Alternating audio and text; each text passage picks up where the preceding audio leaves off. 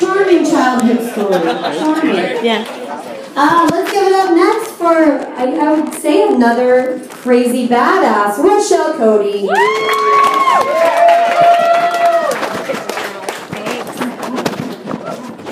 Thanks for coming out tonight, guys. I really appreciate it. I feel like a failure and a lie. I tell people I tell poop jokes, and I haven't written a new one in a long time. So, you guys ready for a ride? Yeah, you are. You guys have that poop that just doesn't stop? Like it just keeps coming out and you keep trying. It's like you're squeezing out that last bit of toothpaste over and over again. There's no joke in there. I just wanted to talk about it. The other poop is when it's just a little bit too big and it rips your butthole a little bit. Raise your hand if that hasn't happened to you. Please, can you show me? Because I was talking to my roommate. She's like, that's never happened to me. She's going to have a baby this month. And she hasn't had a poop too big to rip her little butthole. How do you get ready for that? I don't know. I mean, those kind of poops have made me like kind of conflicted about childbirth. Because like, I don't want to wreck the parts down there. But I know what pride is when I look at that giant shit in the bowl. Thank you, guys. I appreciate it. I think where I land on poop, though, yes, I land on poop, is that I just like to bathe in the fact that all of you have a little bit of poop inside you right now. Just a little bit. Or a lot bit. And that's okay. But you guys heard that apparently Missoula's super rapey, right? You guys heard about that? You know, like, I kind of believed it, but I didn't feel it until yesterday. I was cleaning up the river and I found a rock.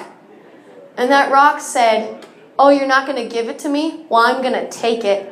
I've never felt more uncomfortable around a rock in my life. Jesus fucking Christ. I threw it in the river. Someone else is going to find it. And they're going to feel just as bad. But speaking of women's issues, Planned Parenthood didn't get defunded. What? Oh, I feel so good about it. I mean, I can still get my free condoms, my free birth control, and my free STI testing. Because I make mistakes, we all do. It's okay. But I participated in like a march and we like stood out on Higgins and held signs. There were a lot of positive responses. You know, they honked their horns, they gave us thumbs ups, they said woo, they revved their engines, and I was like, that's the most empowering cat call I've ever experienced. Thank you, thank you.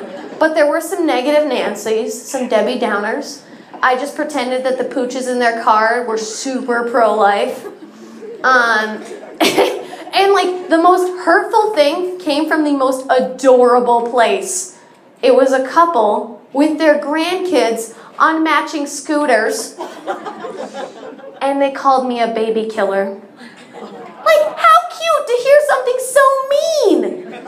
I don't know how to handle it. I feel like that's a fucking paradox.